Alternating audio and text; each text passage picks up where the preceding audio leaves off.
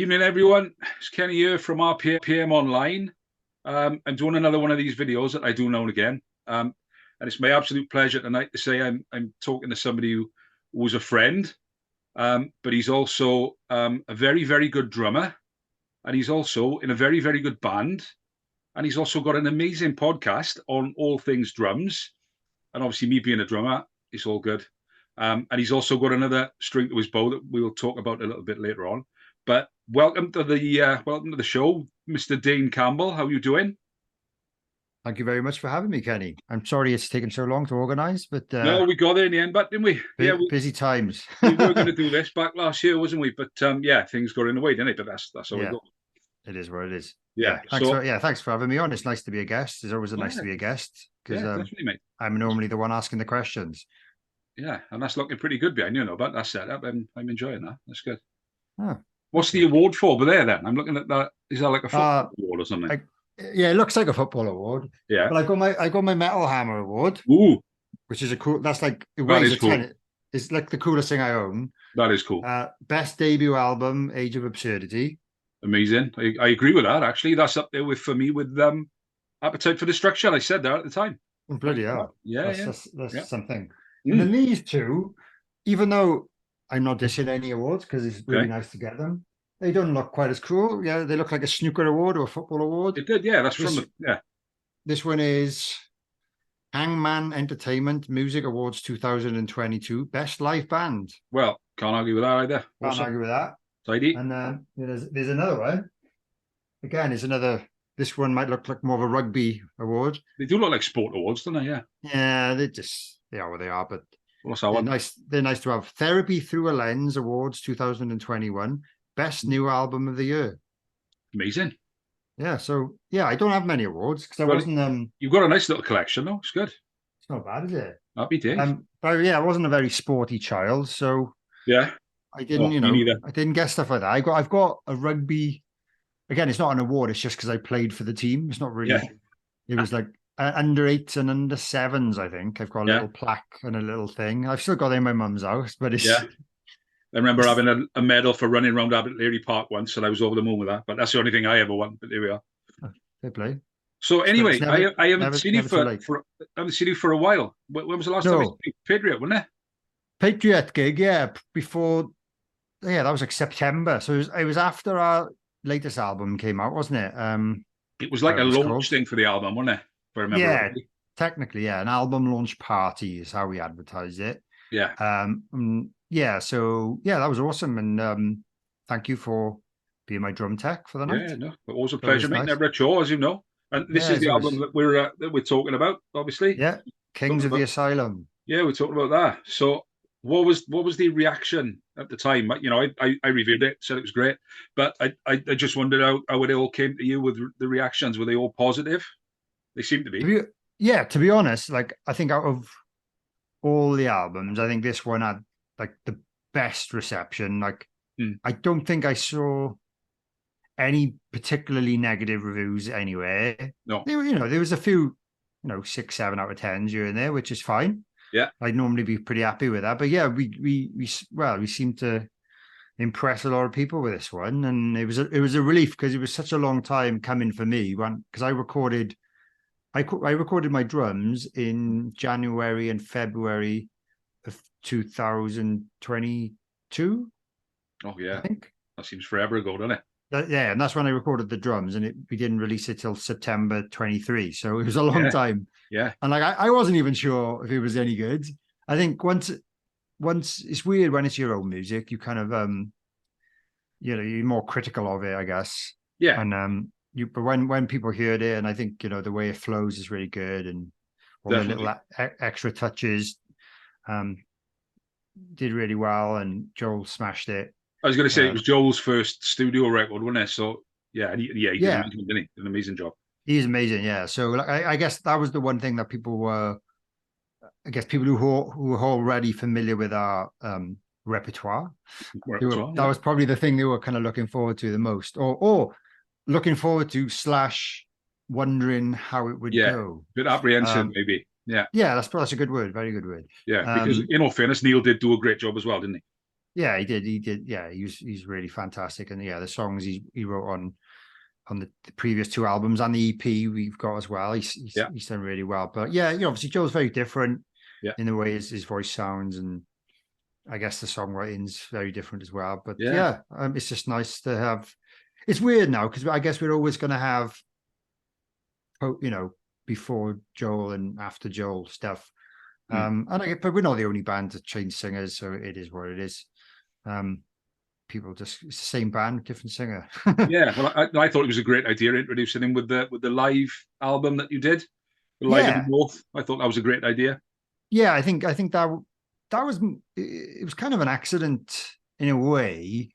We were on tour. It was his first tour he'd done with us. He'd done a few festivals beforehand, and like me and the boys had recorded most of the album. There was no vocals at the time. I don't think there was even guitars on some of the tracks.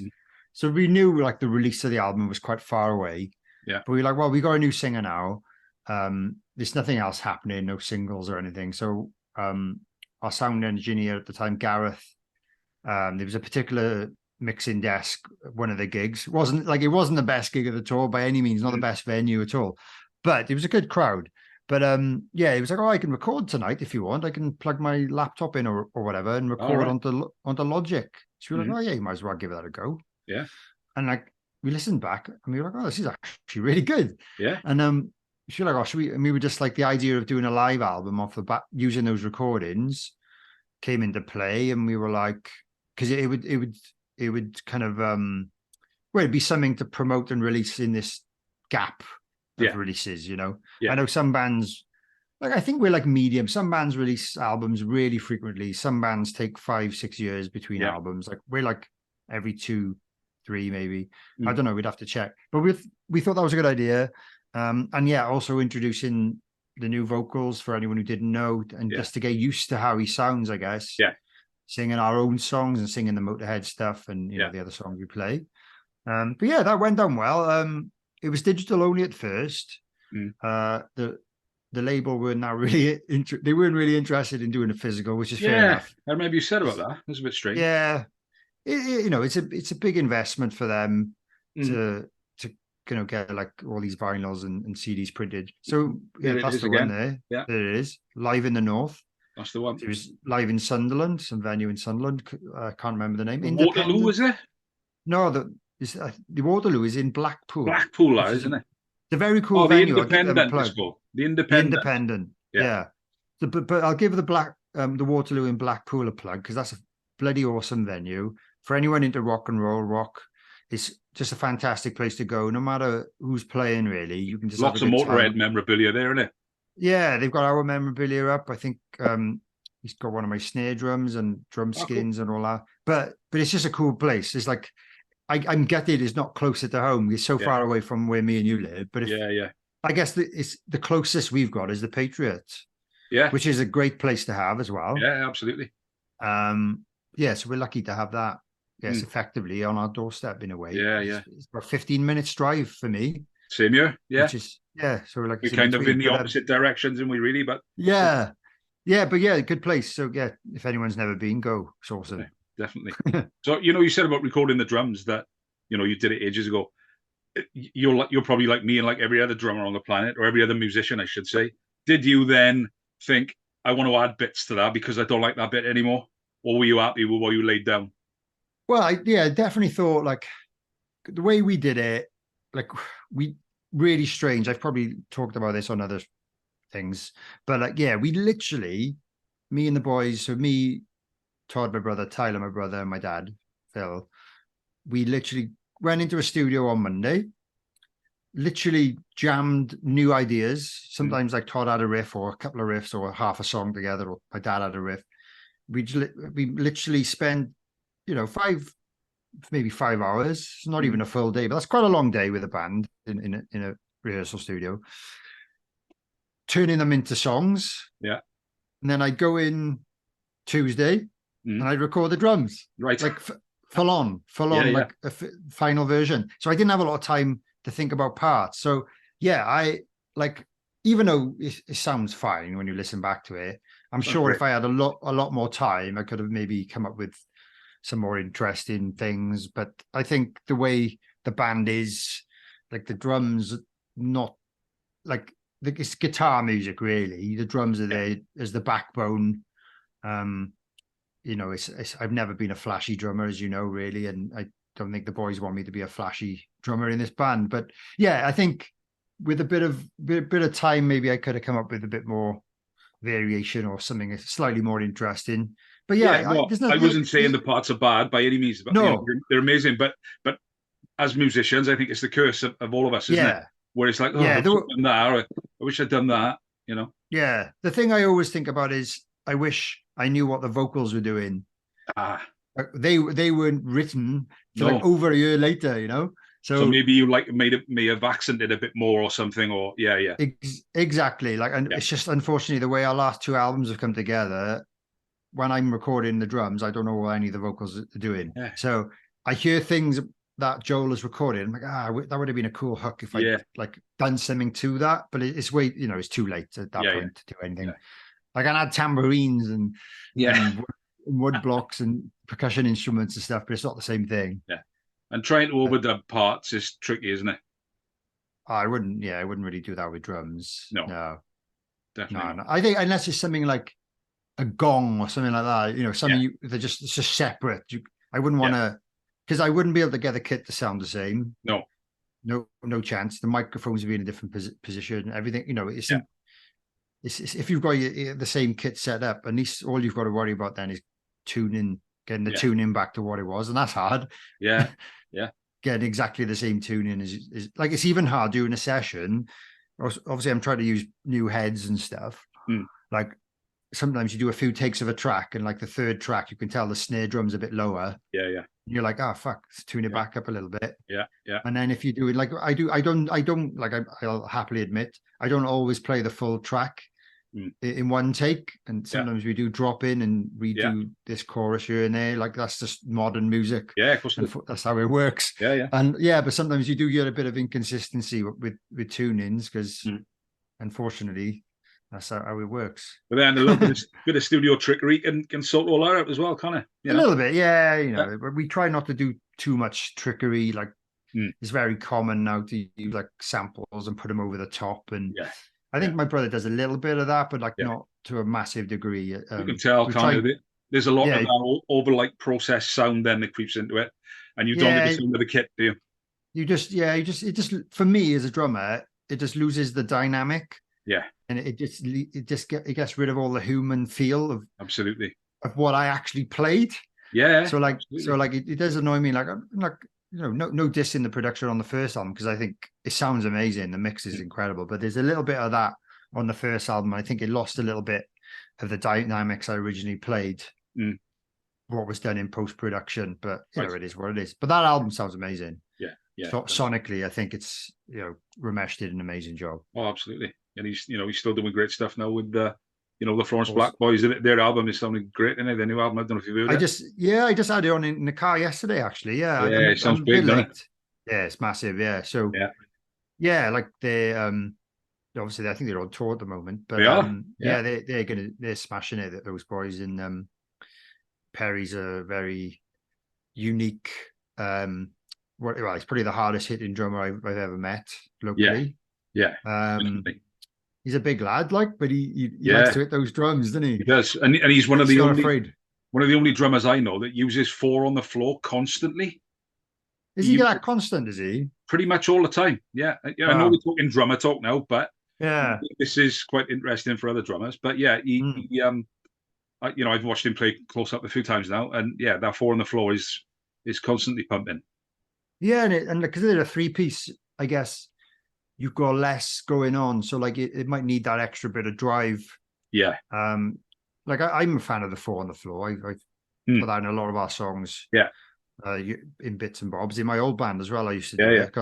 Being a big like AC/DC fan and all that. It's just it's that thump. It's just come into the way I play, and I think it's a feeling, and like with rock music, you want people to bang their heads, nod their head at the very least, you know, and that's one way of doing it really, without them realizing why they're doing it. That pulse, yeah.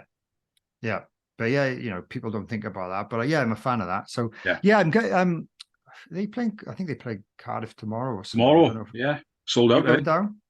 Tram shed. I don't know. Well, Pablo, you know Pablo, don't he? He said he might Yeah. be down. Okay. So he's looking about doing a bit of guest deal, like, you know. So maybe, I don't know. We'll See see. what he Yeah. can sort out. Yeah, because it's obviously their hometown show. Exactly, it's going to be full of family and friends in it. So I sort of, Yeah, you know, it's don't hard. push it, don't push it, you know. But No. yeah, so maybe. But I was the rest of the boys in the band. I was Dad, and I was the bros. Yeah, they're doing all right. I think I haven't seen them a hell of a lot because, like I see my dad. Well, at the moment, like obviously, you know, my son Felix now, he's 9 months old.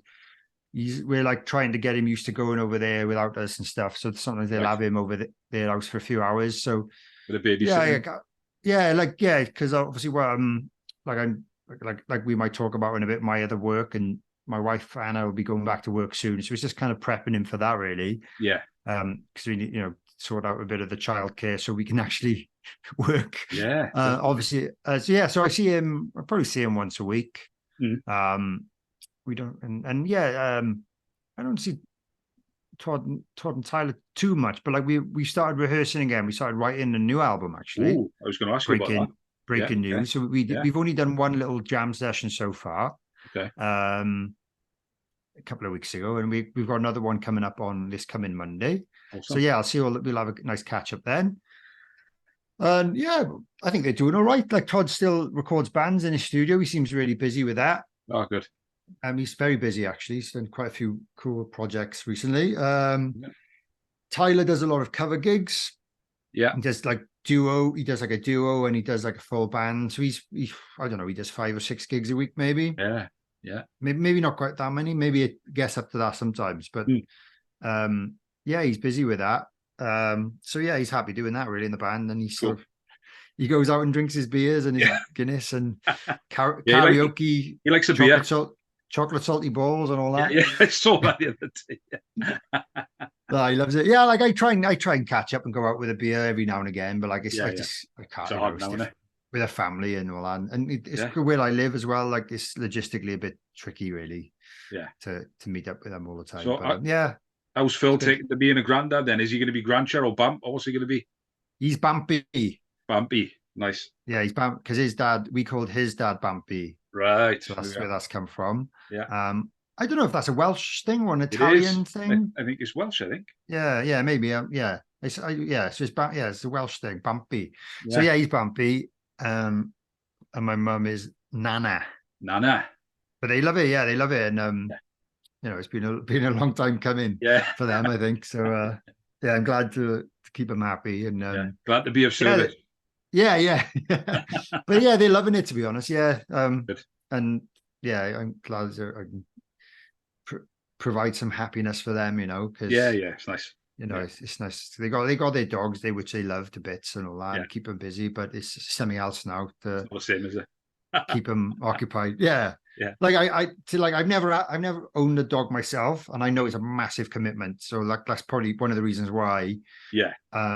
But like them having 2 dogs, it is pretty hard work, and they've had 3 at certain times as well. Yeah, well, we got 3. We got 3 dogs and 5 cats. So yeah. Oh yeah, well yeah, you know. There you go then. Yeah, it is hard work. I said when the dogs leave us, that's it. We're not having any more because it's just so difficult having that many. You know, especially with like one of them's blind, and you know. Anyway, but it's difficult, isn't it? They're a bind, and they kind of you're tied to them, and not like cats, as we know, because cats just do what they bloody like, don't they? Yeah, a bit more independent, aren't they? And like my cat, like indoor mainly, so she doesn't go out on that. So she does, I guess, require a bit more attention than cats who can kind of go out and roam and that. Yeah, definitely. But generally, I don't have to take it for a walk twice a day. And, no. And but I love my cat. Yeah, she's lovely. Layla, her name is. Yeah, they're all characters of their own little, Single all of them got their own little personalities, isn't they? Yeah, love it. So obviously with the band, with Phil Campbell and the Bastard Sons, then already all the dates are coming out for the spring and summer for you guys. So you're going to be busy again, obviously. Yeah, I don't think we're going to be quite as busy. Well, I don't know. It's still early days because we're only in February now as we speak.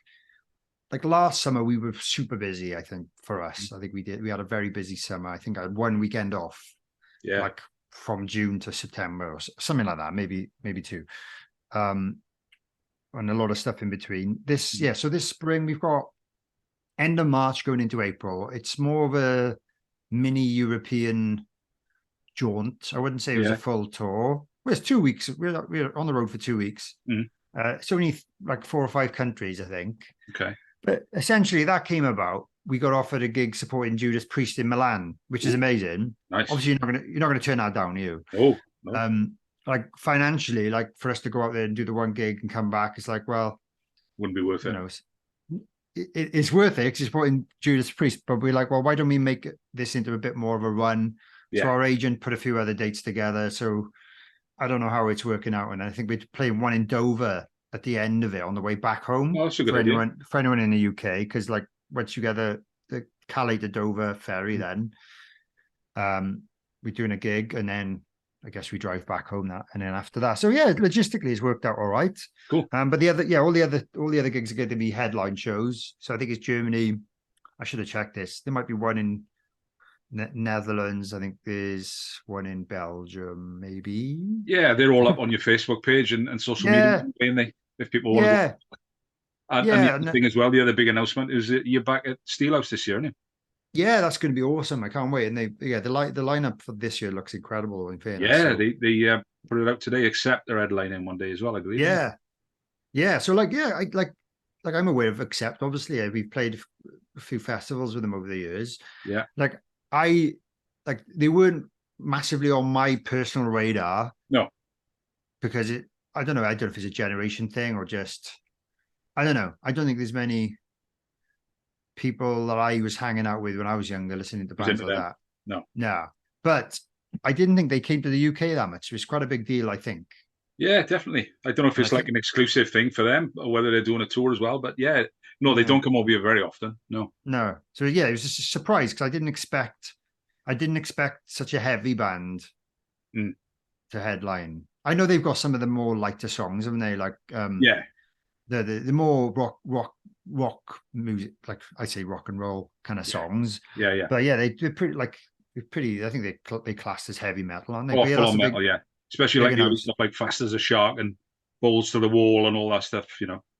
Yeah, you were more familiar with it than me, but we were meant to tour them a few years ago, and then it was during the COVID thing, and then it got pushed back. It got rescheduled, and then it got rescheduled again. But for some reason, the second time they rescheduled it, they didn't put us on the bill. Right. So yeah, a bit awkward, but no hard feelings. I don't think it was anything personal. I don't know what it was. It might have been a budget thing, maybe. So it'd be nice to. I don't know if they're on the same day as us. To be honest, I don't know what day we're playing.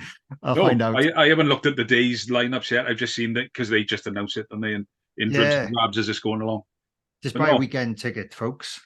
Yeah, definitely get up there. Buy a weekend tickets. Yeah, and we announced another festival today. This is how crazy the world of rock booking is, right?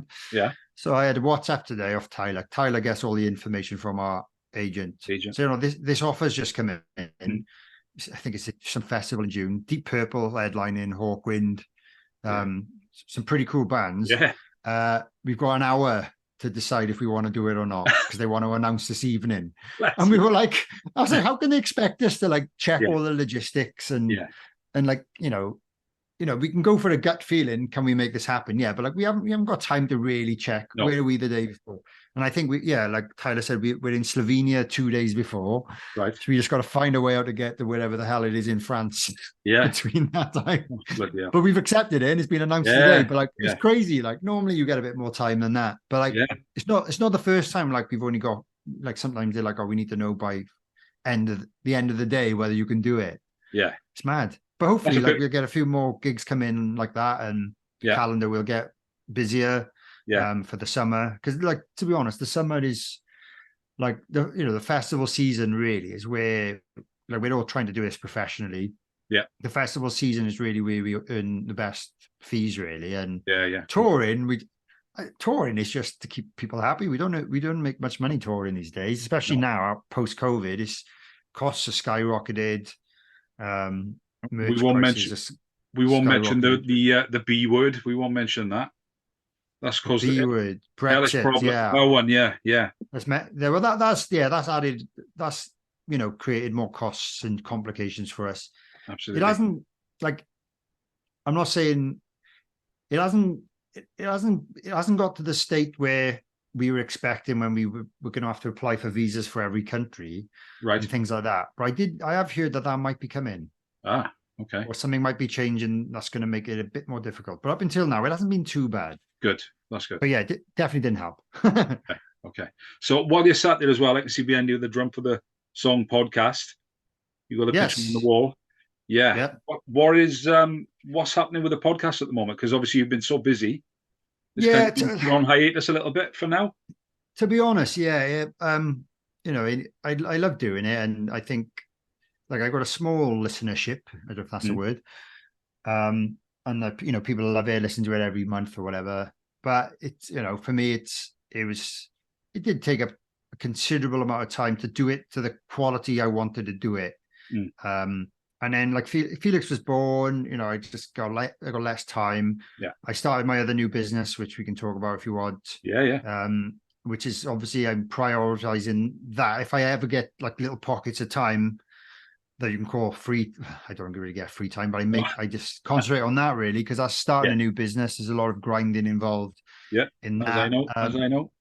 And to be honest, yeah, I put a post up last month, actually, because I was like I still listen to lots of podcasts, not many drumming ones these days, but I'm like I love to keep it going. It was, I did build it up to, I had a decent following. I think I released 51 episodes or 52, I forget. You had some real top draw drummers, didn't you? Yeah. And I think it was a lot of things. It was like just before Felix was born. I remember I was chasing certain drummers. People had agreed to do it, and then they just disappeared. And I just got a bit fed up. I'm like, I haven't got time for this. Yeah, yeah.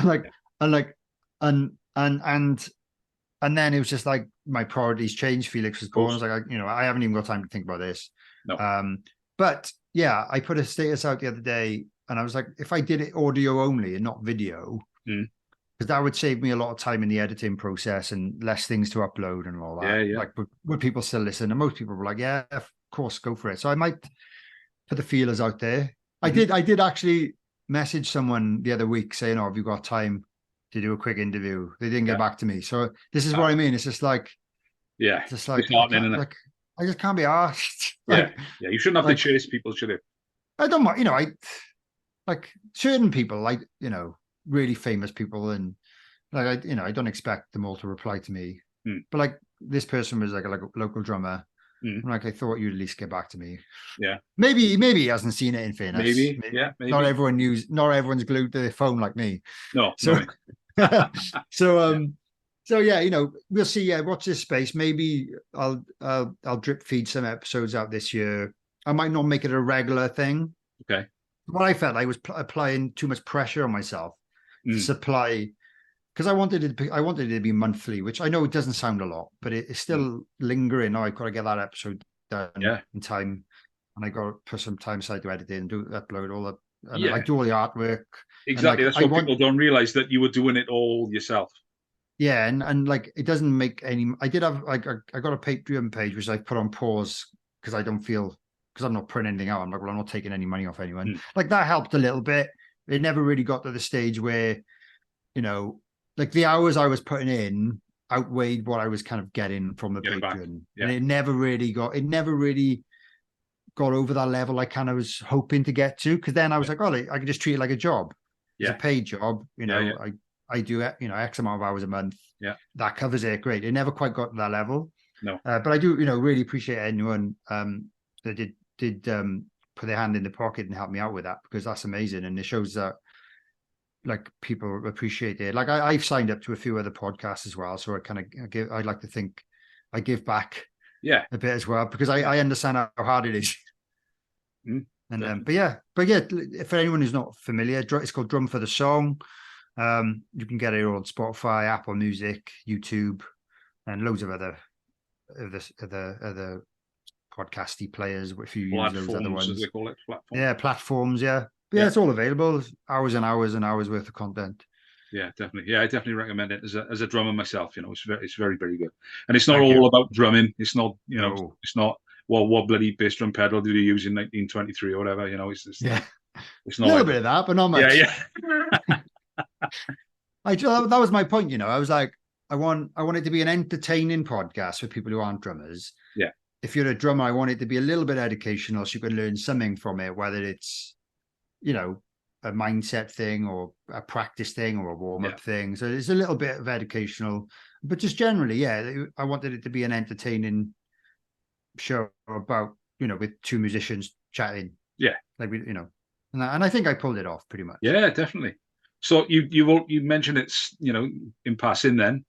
You've also got something else going on at the moment. Do you want to tell us about that, your business venture that you're doing? Yeah, so timing wise, it was very silly looking back, but around the time Felix was born, or just before, to be honest, I started training as an estate agent with a company called Eiler Alexander. So there's this little bit of a slightly different model to most of your high street estate agents you've probably dealt with in the past, people. So we're all like independent, self-employed agents that work under this brand. And they train us up. We use all their media and access all like the right move portals and stuff like that. So you have to pay a lot of money to get to access all that. So yeah, it's like an independent, self-employed position. So the idea is I've got to generate my own business and my own listings. But obviously when I sell, then I get a better chunk of the money than I would working for like Darlow's or Peter Allen, or I don't know why you get in England. Sorry for people listening, but like I don't get a salary, so it's been hard work. I got to say, I've probably had a handful of listings to date. I've had a few knockbacks that have been get in, to be honest. But they warn me about that statistically, there's a percentage of people that withdraw from a buyer or seller and things like that. But yeah, it's doing really well. I think we've got a really unique USP. We do professional photography and videography. We heavily use social media, but I think that like the videos we do are way better than any other company out there. Yeah, I agree. Like literally, I mean that now.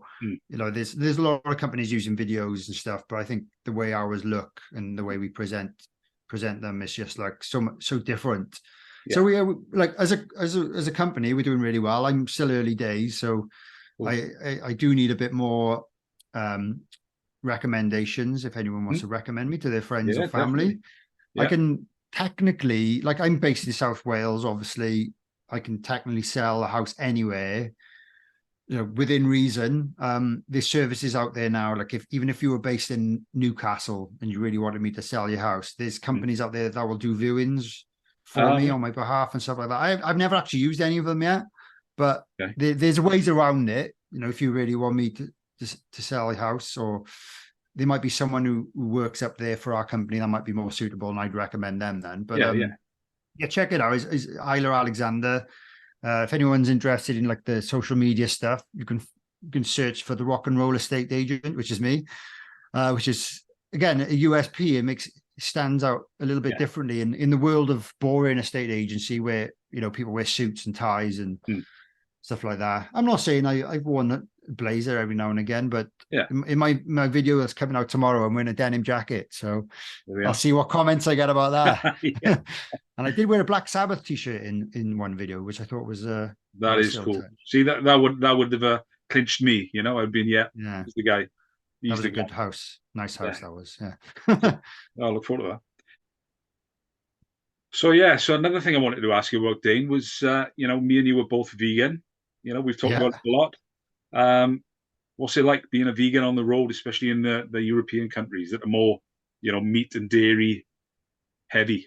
What's it like? Yeah, it honestly depends what country you're talking about, really. Like Germany specifically is awesome. I'd say it's actually better than the UK, believe it or not. Especially like the major cities. There's more.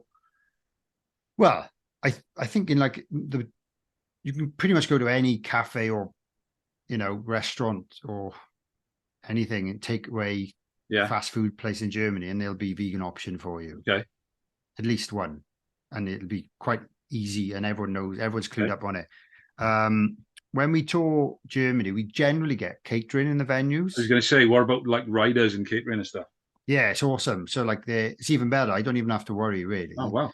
Occasionally on a day off, you know, I might have to go and find somewhere to eat, but it's easy. I use the Happy Cow app. Oh yeah. And normally find somewhere. Or to be honest, if we all just eat together, it's quite easy just to find everyone can have stuff. Yeah. Not that obviously the boys could eat vegan if they want, but they generally never want to. It depends. Like, sometimes it depends who we've got on crew, because sometimes like one of our sound engineers, he's like vegetarian, but he eats a lot of vegan food. So like sometimes we go on little dates together because he's like, oh, you've got to, because he tours a lot with other bands. He's like, oh, you've got to try this burger place in this city. Ah, cool. Like, yeah, I'll come. Yeah, or they do currywurst, which they do like vegan currywurst, which is like nice German sausage and curry sauce with onions and stuff.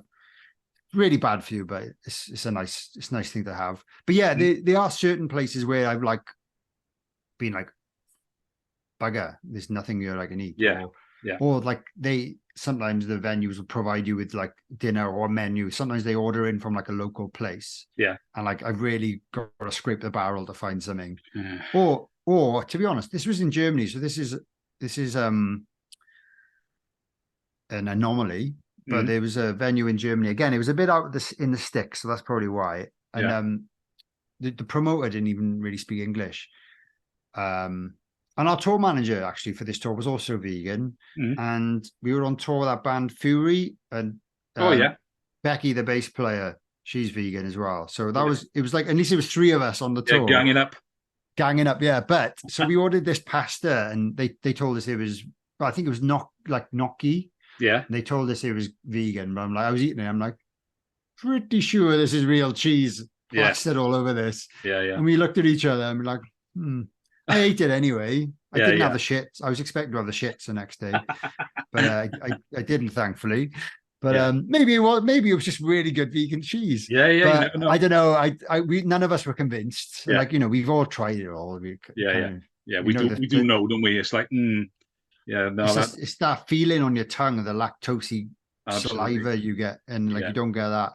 But that was the only time really where in Germany where I thought, this is dodgy.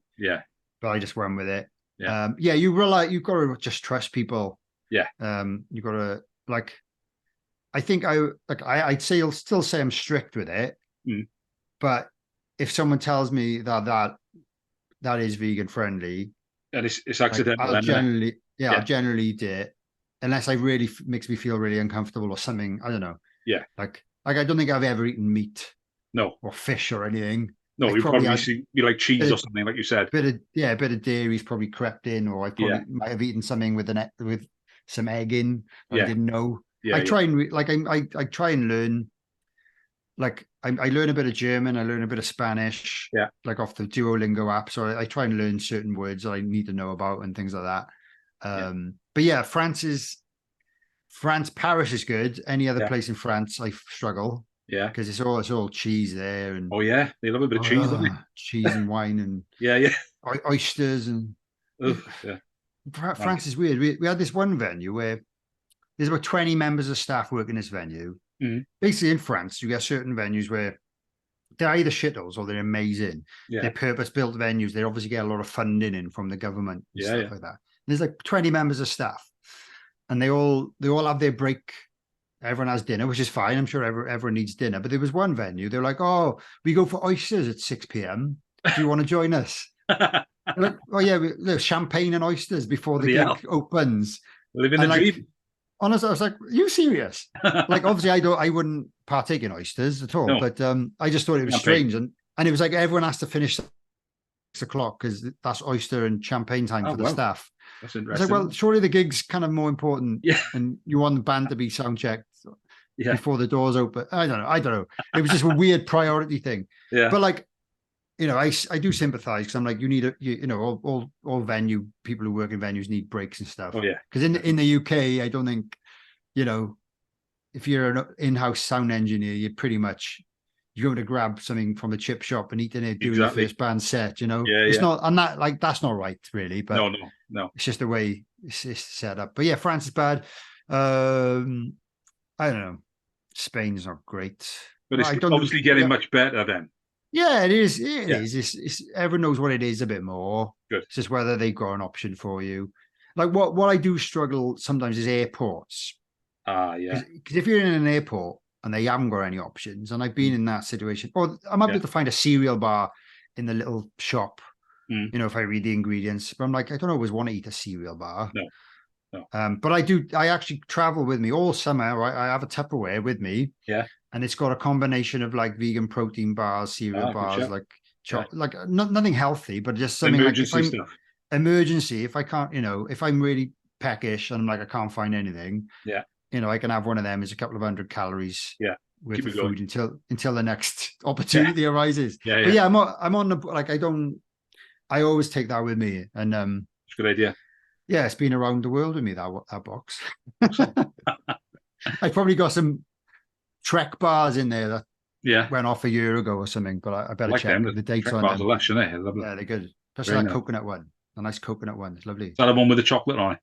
Chocolate on the top, and then there's like coconut oats. Banging, isn't it? Anyway, that's enough vegan talk. Yeah, so, sorry to bore everyone. No, definitely not. I just want to wrap it up. Thank you so much for taking the time. But and we can't wait to hear the new stuff from Phil Campbell and the Bastard Sons. Obviously, it's a way off. I imagine it's nowhere near going to be. It'd be 2025, I would imagine now. Yeah. But it's nice to know that you're already working on new material. That's awesome. Yeah, it's good. Yeah, I think we're using the time wisely. Good. Yeah, and no doubt I'll see you soon. I'll definitely be up there with you for Steelhouse, hopefully. And yeah, definitely, that'd be wicked. That'll be good. And we'll looking forward to that. That's going to be one of the highlights of the summer, I think. Yeah, it's always a good, isn't it? You know, pray for good weather. Oh yeah, please God, yeah. It'll go down a storm. Hopefully, we don't get a storm. Yeah, well, Sunday last year I was up there selling as well last year. Oh yeah. The Sunday was just a washout, mate. And it was just sideways rain, you know that. And I was trying to like cover the tent to stop all my records getting wet. Oh, nightmare.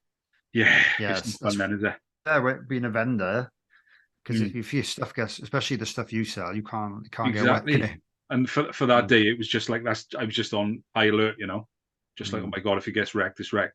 Because, you know, in all fairness to Steelhouse, they make you sign a disclaimer, which they do for everyone else. If your stock gets damaged, it's nothing to do with them, you know, and that's fair enough. Yeah, it's not their fault, is it? So, no. It's one of those things. But there we are. But yeah, I'm looking forward to seeing you guys up there. That'll be good. Yeah, cool. Thank you. Awesome. Well, thanks for taking the time, mate.